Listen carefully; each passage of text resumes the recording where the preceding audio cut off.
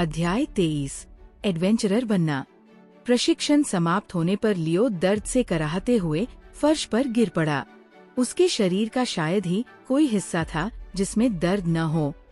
जब प्रशिक्षण की बात आती है तो मिस कैमिल ख्रोम से भी अधिक निर्दयी है। उसने मन ही मन आह भरी।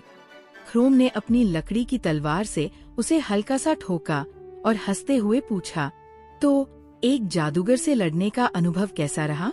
लियो ने कराहते हुए जवाब दिया, बेहद बुरा। ऐसा लगा जैसे मैं सिर्फ एक डंडा लेकर किसी ऐसे इंसान से लड़ रहा हूँ जिसके पास बंदूक हो। और मिस कैमिल, आप लगातार घंटों तक जादू कैसे चलाती रहीं? क्या आपके पास अनंत मना है? कैमिल ने शांत स्वर में कहा, अनंत मना जैसी कोई चीज नहीं होती। मेरे पास अभी भी लगभग आधा मना बचा है।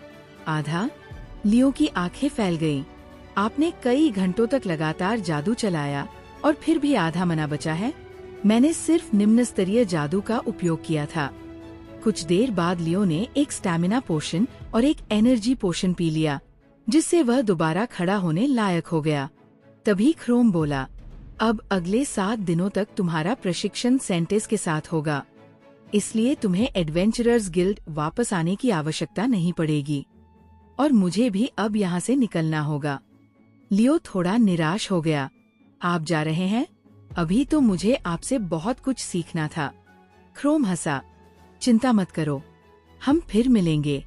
मैं 1 महीने बाद वापस आऊंगा और तब तुम्हारी प्रगति देखूंगा। इसके बाद उसने एक मोटी पुस्तिका लियो की ओर बढ़ाई। ये फॉर्मलेस स्वॉर्ड डांस की पूरी तकनीक है। इसमें सभी कॉम्बो लिखे हुए हैं, बाकी तुम स्वयं सीख सकते हो। और यदि प्रदर्शन देखना हो तो इंटरनेट पर वीडियो भी उपलब्ध है। लियो अवाक रह गया। रुकिए, ये कोई गुप्त तलवार कला नहीं है। ख्रोम जोर से हंस पड़ा। काश ऐसा होता। यदि तुम्हें गुप्त तकनीकें सीखनी है तो किसी कुलीन परिवार में शामिल हो जाओ। मैं तो बस एक एडवेंचरर हूँ। लेकिन इसका मतलब ये नहीं कि फॉर्मलेस स्वॉर्ड डांस कमजोर है। ये दुनिया की सबसे शक्तिशाली तलवार तकनीकों में से एक है। कुछ देर बाद ख्रोम गिल्ड से चला गया। लियो ने मिस कैमिल से पूछा, क्या अब हम अकादमी वापस चल रहे हैं? कैमिल ने सिर हिलाया, नहीं, यहाँ अभी तुम्हारा एक और काम बाकी है। क्या? तुम एडवेंचरर के रूप में पंजीकरण करोगे? लियो स्तब्ध रह गया। क्या आप मुझे सचमुच राक्षसों से लड़ने भेजने वाली हैं? अभी नहीं, लेकिन 1 सप्ताह बाद। हाँ, यदि तुम्हें इस दुनिया में जीना है तो धन कमाना होगा और अकादमी के छात्र केवल एडवेंचरर का काम कर सकते हैं। साथ ही ये तेजी से शक्तिशाली बनने का सबसे अच्छा तरीका है। लियो ने गहरी सांस ली। जब मैं राक्षसों से लड़ूंगा तो आप मेरे साथ रहेंगी, है ना? स्वाभाविक रूप से, कम से कम तब तक जब तक मुझे विश्वास न हो जाए कि तुम स्वयं अपनी रक्षा कर सकते हो। दोनों ऊपर लॉबी में पहुँचे। कैमिल ने काउंटर पर बैठे कर्मचारी से कहा, ये एडवेंचरर के रूप में पंजीकरण करवाने आया है। कर्मचारी ने एक फॉर्म लियो को थमा दिया। नाम लियोन, उम्र 18, जन्म तिथि 29 अप्रैल 2022, रक्त समूह O+। लियो ने कैमिल की ओर देखा। पता और आपातकालीन संपर्क में क्या लिखूं? कैमिल ने कोई उत्तर नहीं दिया। उसने सीधे कलम लेकर दोनों जगह स्वयं जानकारी भर दी। लियो ने देखा कि पता उस जगह के बहुत पास था जहां उसकी पुरानी दुनिया वाली कैमिल रहती थी। इसके अलावा आपातकालीन संपर्क में कैमिल का नाम लिखा गया था। सारी जानकारी भरने के बाद कर्मचारी ने पूछा, क्या आपका कोई स्पॉन्सर है? स्पॉन्सर? लियो ने भौहें चढ़ाई।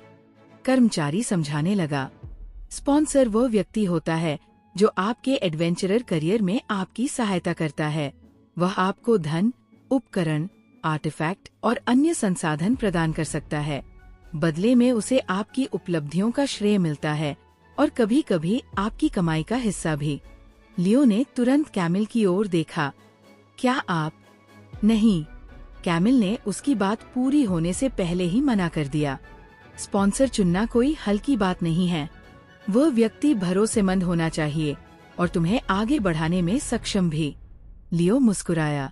तो फिर आप बिल्कुल उपयुक्त हैं। मैं आप पर भरोसा करता हूँ। और आपने मेरी जितनी मदद की है उतनी किसी और ने नहीं।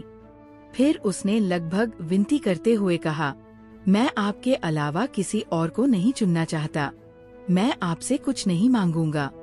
मेरी सारी उपलब्धियां भी आप रख सकती है। कृपया, मैं सिर्फ आपका एहसान चुकाना चाहता हूँ। उसने वही प्रसिद्ध पप्पी आईज वाला चेहरा बना लिया। कैमिल की भौहें फड़क उठीं। पुराना लियो भी जब कुछ मनवाना चाहता था तो यही तरीका अपनाता था। आखिरकार उसने थककर आह भरी। ठीक है, फिलहाल मैं तुम्हारी स्पॉन्सर बन जाती हूँ, लेकिन मेरी प्रतिष्ठा खराब करने वाली कोई हरकत मत करना। लियो तुरंत मुस्कुरा उठा। मैं कभी नहीं करूँगा। कर्मचारी भी हैरान था। तो मैं सेंटेस को लियोन की स्पॉन्सर के रूप में दर्ज कर देता हूँ। सारा कागजी काम पूरा होने के बाद उसने पूछा, क्या आप अभी व्यावहारिक परीक्षा देना चाहेंगे? परीक्षा? एडवेंचरर बनने के लिए परीक्षा भी देनी पड़ती है? बिल्कुल। हमें ये सुनिश्चित करना होता है कि आप राक्षसों से लड़ने योग्य हैं, अन्यथा हम आपको सीधे मौत के मुंह में भेज देंगे। कैमिल बोली, ये परीक्षा अगले सप्ताह देगा। समझ गया। वापसी के दौरान कार में लियो ने पूछा, पुराना लियो भी एडवेंचरर था, है ना? उसकी रैंक क्या थी? सी रैंक। लियो चौंक गया। बस सी रैंक? मैंने सोचा था कि वह आपकी तरह एस रैंक होगा। कैमिल ने समझाया, एडवेंचरर रैंक केवल ताकत से नहीं बढ़ती। गिल्ड मिशन, प्रतिष्ठा और योगदान भी महत्वपूर्ण होते हैं। जहाँ तक शक्ति की बात है, पुराना लियो अधिकांश नए ए रैंक एडवेंचरर्स को हरा सकता था, लेकिन क्रोम जैसे बहुत से ए रैंक लोग उससे भी अधिक शक्तिशाली थे। इसलिए उसकी वास्तविक ताकत बी रैंक और ए रैंक के बीच थी। फिर उसने जोड़ा, और याद रखो, वह केवल 18 साल का था। उस उम्र में इतनी शक्ति प्राप्त करना असाधारण उपलब्धि है। अकादमी पहुंचने के बाद कैमिल ने कहा, कल स्कूल के बाद ट्रेनिंग सेंटर में मिलना। ठीक है। अपने कमरे में लौटते ही लिलित उत्साह से पूछ बैठी, आज क्या हुआ? फिर से प्रशिक्षण? लियो बिस्तर पर गिरते हुए बोला, हाँ, लेकिन इस बार क्रोम नहीं। मिस कैमिल मेरी प्रतिद्वंद्वी थी। उन्होंने कहा कि मुझे जादूगरों से लड़ने का अनुभव चाहिए।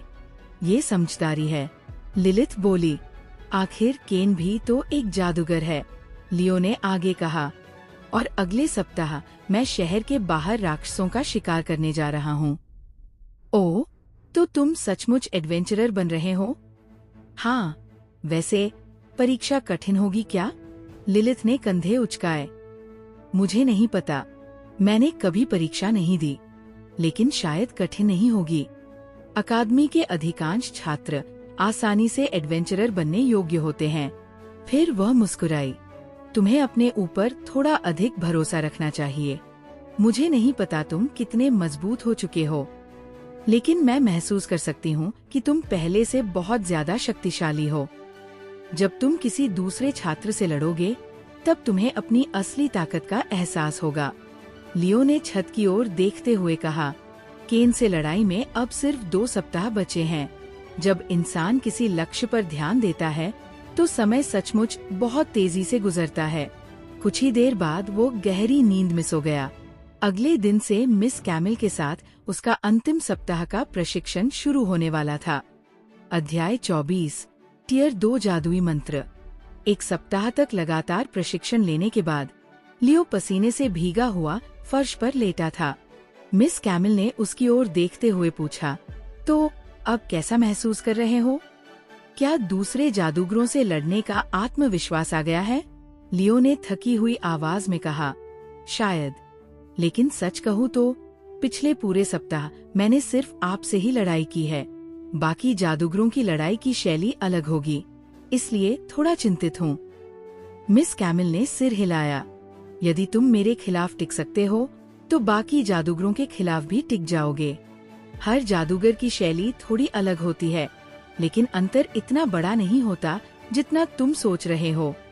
असल में तुम अकादमी के छात्रों को जरूरत से ज्यादा आंक रहे हो।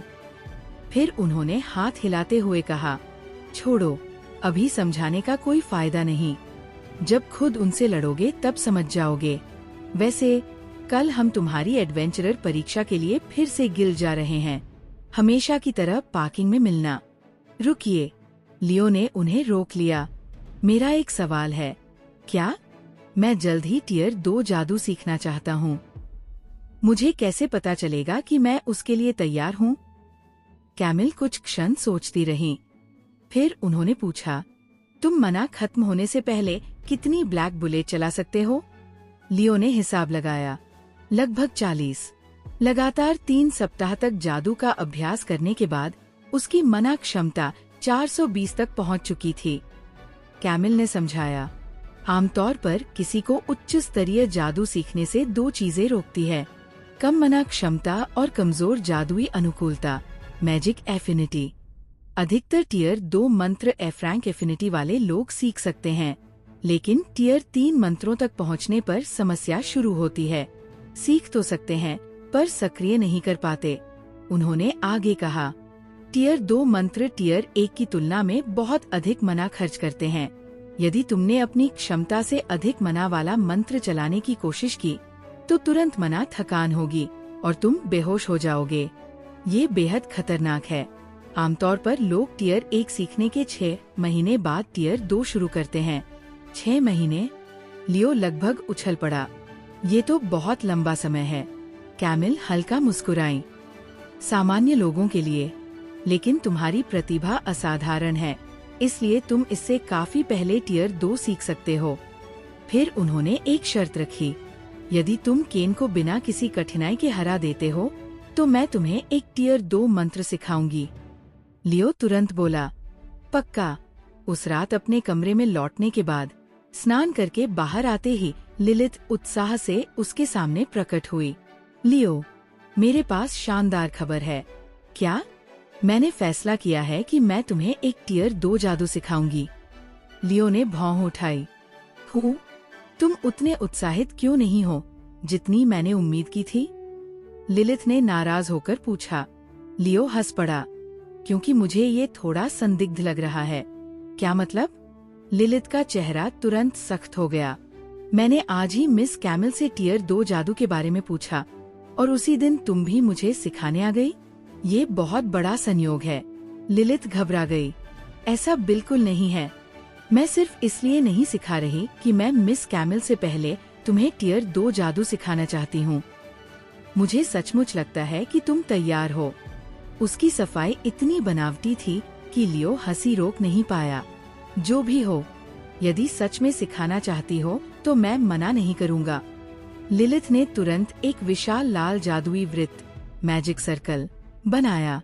ये टियर 1 मंत्रों के वृत्तों से कहीं अधिक जटिल और विस्तृत था। वह मन ही मन सोच रही थी, देखते हैं इसे याद करने में कितना समय लगता है। लेकिन कुछ ही सेकंड बाद, ठीक है, याद हो गया, लियो ने शांत स्वर में कहा। लिलिथ का मुंह खुला का खुला रह गया। क्या? इसे तो कम से कम कुछ मिनट लगने चाहिए थे। तभी सिस्टम प्रकट हुआ। आपने नया जादुई मंत्र सीखा, मना ड्रेन। मना ड्रेन, एफिनिटी, डार्क, टियर 2, मना लागत NA, मास्टरी रैंक F, साथ ही क्वेस्ट पूर्ण, प्लस 1600 मैजिक अनुभव, प्लस 8 मैजिक पॉइंट। लियो की आंखें चमक उठीं। मना ड्रेन? क्या इसका मतलब मैं दूसरों का मना चुरा सकता हूँ? लिलिथ ने सिर हिलाया। बिल्कुल, लेकिन इसे सिर्फ तब इस्तेमाल करना जब आसपास कोई न हो। क्यों? लिलिथ का चेहरा गंभीर हो गया। क्योंकि ये वैम्पायरिक मैजिक है और इसे निषिद्ध जादू, फॉरबिडन मैजिक, माना जाता है। दुनिया भर के वैम्पायर इस जादू का दुरुपयोग करते हैं। यदि किसी ने तुम्हें इसका उपयोग करते देख लिया तो वे तुम्हें भी वैम्पायर समझेंगे और फिर तुम्हारा शिकार करेंगे। क्या? लियो लगभग चिल्ला पड़ा। तुमने मुझे निषिद्ध जादू सिखा दिया? मैं इसका उपयोग भी नहीं कर सकता। लिलिथ ने कंधे उचकाए। उपयोग कर सकते हो, बस किसी को पता नहीं चलना चाहिए। और वैसे भी प्राचीन काल में ये मंत्र बहुत लोकप्रिय था। सिर्फ वैम्पायरों के कारण इसकी बदनामी हुई है। इसकी एकमात्र कमजोरी ये है कि लक्ष्य को छूना पड़ता है। लियो सोच में पड़ गया। खतरनाक है, लेकिन इससे मैं बिना मना पोषण के मना वापस पा सकता हूँ। काफी उपयोगी है। इसे कितनी बार उपयोग कर सकता हूँ? उसने पूछा। जितनी बार तुम्हारा शरीर सह सके, क्योंकि ये मना नहीं बल्कि स्टैमिना खर्च करता है। और मैं कितना मना चुरा सकता हूँ? ये तुम्हारी मास्टरी पर निर्भर करेगा, लेकिन अभी तुम्हारी मना क्षमता छोटी है, इसलिए एक बार उपयोग करने पर ही तुम्हारा पूरा मना भर जाएगा। कुछ देर बाद लियो बोला, सच कहूँ तो ये खतरनाक है, लेकिन मुझे खुशी है कि मैंने इसे सीखा। लिलित की आंखें चमक उठीं। तो तुम मुझसे नाराज नहीं हो? नहीं, लेकिन अगली बार मंत्र सिखाने से पहले उसके बारे में बता देना। और हाँ, गलती मेरी भी थी। मैं बिना पूछे सीखने के लिए बहुत उतावला हो जाता हूँ। लिलित मुस्कुरा दी। असल में वह उसकी परीक्षा ले रही थी, और लियो का उत्तर उसकी उम्मीद से कहीं बेहतर निकला। लिलित के जाने के बाद लियो ने सोने के बजाय अपना मैजिक शॉप खोला। उसके पास अब 9 मैजिक पॉइंट थे। दुकान में विकल्प दिखाई दिए। मना कैपेसिटी बढ़ाए, 5 MP मैजिक पावर बढ़ाए, 5 MP। उसने विंड एफिनिटी को भी देखा। Wind affinity FE 20 MP। अभी तो इतना नहीं है, उसने बुदबुदाया। कुछ देर सोचने के बाद उसने फैसला किया, फिलहाल मना क्षमता बढ़ाना ज्यादा फायदेमंद होगा। ज्यादा मना मतलब ज्यादा जादू और उच्च टियर मंत्र। उसने खरीदारी की पुष्टि की। मना कैपेसिटी खरीदी गई। अचानक उसके शरीर में ऊर्जा का विस्फोट सा महसूस हुआ। आपकी मना क्षमता 500 बढ़ गई है। मना 920/920। 500? लियो अवाक रह गया। सिर्फ 5 मैजिक पॉइंट में? ये उसकी उम्मीद से कहीं ज्यादा था। लेकिन अगले ही पल उसने देखा, इंक्रीज मना कैपेसिटी 50 MP। कीमत 10 गुना बढ़ चुकी थी। फिर भी उसके चेहरे पर मुस्कान थी। उसकी मना क्षमता लगभग दोगुनी हो चुकी थी, और अब वो पहले से कहीं ज्यादा शक्तिशाली महसूस कर रहा था। इसी संतोष के साथ लियो मुस्कुराते हुए गहरी नींद में सो गया।